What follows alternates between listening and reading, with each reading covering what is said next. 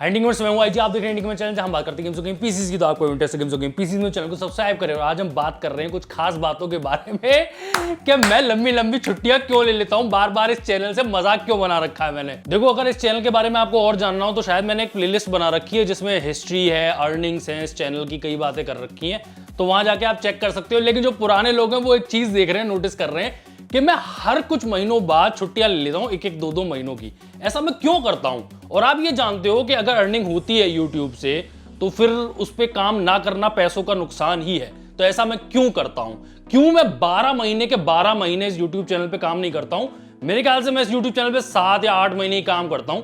Exactly तो मुझे नहीं पता, लेकिन शायद पिछले साल मैंने 7 महीने ही काम किया था। तो ऐसा क्यों है? कहां जाता हूं मैं? देखो, एक तो आप बात क्लियरली समझ लो, ये जो चैनल मैं चलाता हूं ये एज अ हॉबी ही चलाता हूं। इससे अर्निंग होती है वो अलग बात है, वो एक मोटिवेशन है कि पैसे मिल रहे हैं तो अच्छी बात है, लेकिन एज अ हॉबी ही चलाता हूं। This is not my full time work. इसके अलावा मैं यूट्यूब चैनल से हट के पैसे कमाता हूं, वो अच्छे पैसे मिलते हैं, इसलिए मुझे वहां पे फोकस करना पड़ता है। और मैं आपको रीजन बताऊं कि मैं क्यों थोड़ा सा एब्सेंट रहता हूं, कोई ना कोई बात होती रहती है। लेकिन इस बार क्या हुआ है मैं आपको बताऊं। इस बार क्या, बहुत ही बार होता है ऐसा कि इस समय घर पे मेरे कंस्ट्रक्शन चल रहा है, तो उसमें भी छोटे से छोटा डिसीजन होता है, वो आपको समझना पड़ता है। और अगर आपको नहीं पता है, जैसे हम कंप्यूटर्स की बात करते हैं, कई लोग मार्केट जाते हैं, कंप्यूटर खरीद लेते हैं, लैपटॉप खरीद लेते हैं, कोई रिसर्च नहीं करते हैं। हम लोग 2-2 साल तक रिसर्च करते हैं, तब जाके अपना कंप्यूटर बनाते हैं या खरीदते हैं। वही लाखों लाख की चीज है और हमें इंटरेस्ट है कि उसमें रिसर्च करें। ऐसी कंस्ट्रक्शन का भी होता है कि छोटी छोटी चीजें भी है। मान लो आपको खिड़कियां लगवानी है, तो आपको पता होना चाहिए कि एल्यूमिनियम का एक मटेरियल होता है, एक पीवीसी, यूपीवीसी का मटेरियल होता है, तो खिड़की कौन सी अच्छी रहती है। तो उसमें भी बड़ी रिसर्च जाती है और एक एक डिसीजन आप पे डिपेंड करता है, तो उसमें बड़ा टाइम लगता है। तो उसमें भी मेरा टाइम चला जाता है, इसलिए भी मैं थोड़ा डिले हुआ। और भाई सीधी सी बात है, अपनी पर्सनल लाइफ के भी कुछ डिसीजंस होते हैं, उसमें भी टाइम लगता है, इसकी वजह से भी ध्यान नहीं दे पाया। और दूसरा क्या है, आप अब मेरा अभिशाप मान लो या वरदान मान लो, मेरे साथ एक प्रॉब्लम है कि मुझे नई फील्ड्स के बारे में लर्न करने में और रिसर्च करने में मजा आता है। और वो कैरियर वो कहाँ जा रहा है, क्या उसमें मेरा कोई ऑप्शन है कि नहीं है। मैं काफी रिसर्च करता हूँ, जैसे इस समय मैंने सोलर पे काफी रिसर्च कर रखी है, उसमें काफी इंटरेस्ट है मेरा।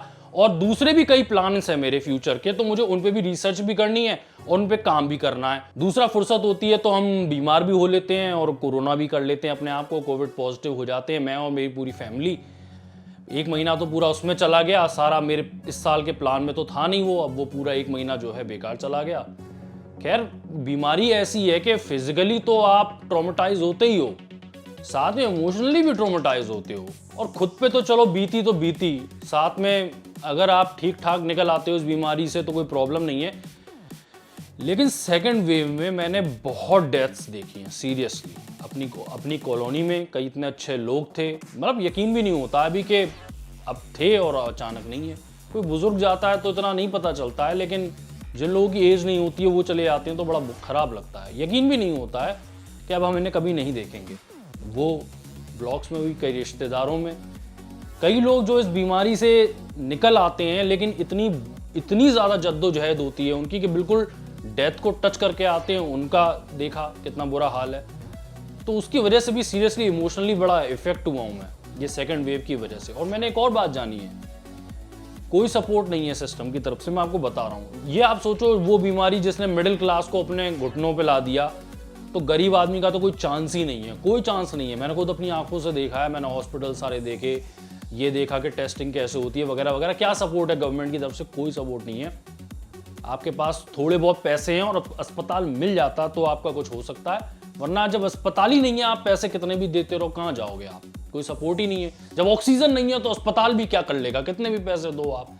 कोई सपोर्ट नहीं था, उसकी वजह से और मैं थोड़ा सा हिल गया। खैर चलो छोड़ो, अब आप मुद्दे पे आते हैं कि क्या ये एक प्रॉब्लम है जो तुम ये छुट्टियां मारते हो चैनल पे से, क्या ये कोई दिक्कत है? दिक्कत तो है, देखिए लॉस ऑफ मनी है, मैं आपसे कह रहा हूँ। अगर ये एज अ हॉबी भी मैं करता हूँ और फ्री होती तो शायद इतना फर्क ना पड़ता। जब मैं आपसे कह रहा हूँ कि इससे भी थोड़ा बहुत मनी जनरेट हो जाता है, अच्छा खासा मनी जनरेट हो जाता है, मैंने आपको अर्निंग्स भी पहले भी शेयर कर रखी हैं, तो वो लॉस ही है। दूसरा, मेरे लिए सबसे इंपॉर्टेंट एक चीज है, अगर आप इस तरह की हरकतें करते हो ना कि आप एक एक महीने के लिए अपनी ड्यूटी से नदारद हो जाते हो, तो आप डिपेंडेबल नहीं दिखते हो।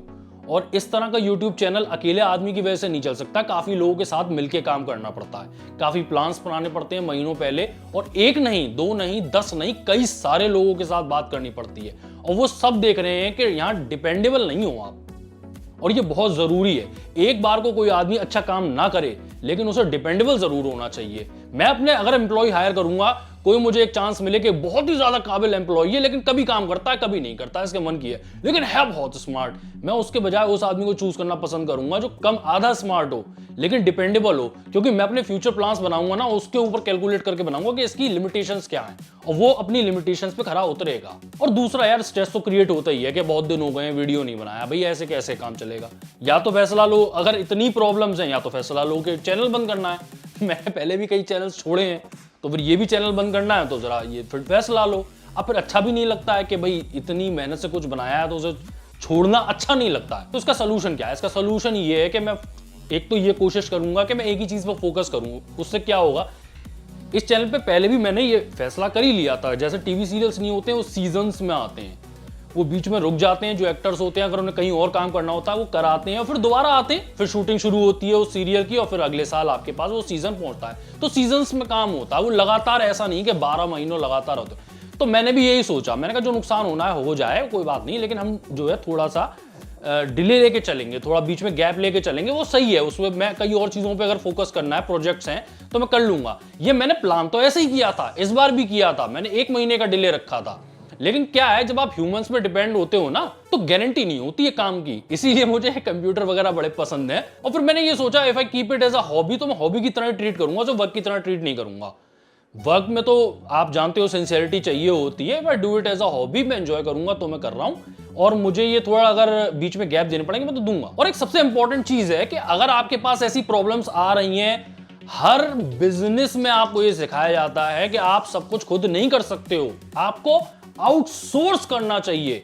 तो वो मैं कर रहा हूं, पिछले 1.5-2 साल से मैं काफी आउटसोर्स कर रहा हूं। और मैं आपको बताऊं, पहले भी शायद बता चुका हूं कि मैं 50 से ज्यादा लोगों को हायर कर चुका हूं ऑनलाइन, जो है अपवर्क वगैरह सब जगहों पे हायर कर चुका हूं। तो मुझे एक्सपीरियंस भी बहुत ज्यादा है और मैं बता भी सकता हूं कि कौन सा एम्प्लॉय कितना काबिल है।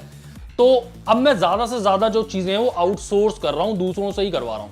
जो मेरा रोल है वो थोड़ा कम ही हो तो बेटर है, वरना अगर सब कुछ मेरे पे डिपेंड होगा तो वो काम होंगे ही नहीं। और भाई सीधी सी बात है, आप एम्प्लॉय को ट्रेनिंग दो, मैनुअल्स बनाओ, और अगर बिजनेस बड़ा करना है, कोई भी बिजनेस बड़ा करना है, तो आपको आउटसोर्सिंग तो सीखनी पड़ेगी। तो इसका मतलब आई जी अब तुम रेगुलर हो जाओगे? देखो रेगुलर तो मैं अब भी नहीं हूंगा, मैं सही बात बताऊं, लेकिन हाँ थोड़ी फ्रीक्वेंसी जो भी है स्लो रहेगी, लेकिन तब भी रहूंगा।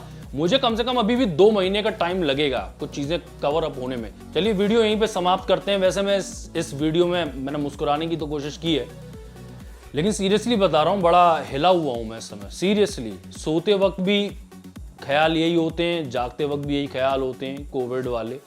और ऑप्शन कुछ है नहीं, काम तो करना ही है, बाहर निकलना ही है। आप अनसेफ हो जब आप बाहर निकलते हो, it's a really dangerous disease. Safe रहिए, और क्या है। और सेफ आदमी सुनते सुनते पक गया है। 1 साल से लोग सेफ हैं, कितना घर से बाहर ना निकलें, कितना मास्क लगा लें और कितना 2 गज की दूरी रख लें, 1 साल हो गया है। और अभी भी आदमी कह रहा है कि मुझे एक डेट बता दो, तब तक मैं कर लूंगा, कायदे से चल लूंगा। लेकिन डेट भी कुछ है नहीं, फ्यूचर में कब तक ये बीमारी रहेगी, नए नए स्ट्रेन्स आ रहे हैं, कब तक रहेंगे पता नहीं। अभी आपके और जानने वालों की और चहेतों की जो है तबीयतें खराब होंगी, हो सकता है आप कभी ना उन्हें देख पाएं। ऐसा होगा, बिल्कुल होगा, मेरे सामने हो रहा है, लगातार दुख ही दुख हैं। चलिए वीडियो अच्छा लगा हो तो लाइक करें, चैनल पे पहली बार सब्सक्राइब करें। मैं हूं आईजी, आप देख रहे हैं कमेंट्स में, मैं बताऊं वीडियो में। तक बाय।